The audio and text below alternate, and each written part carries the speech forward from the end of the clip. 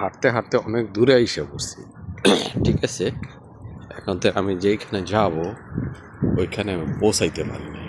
ঠিক আছে, আরও 3-4 মিনিট লাগবো।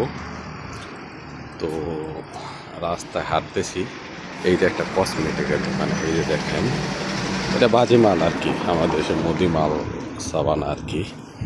ঠিক আছে, তো আমি হাঁটতে হাঁটতে আর কি ভিডিও করতেছি, বুঝছেন।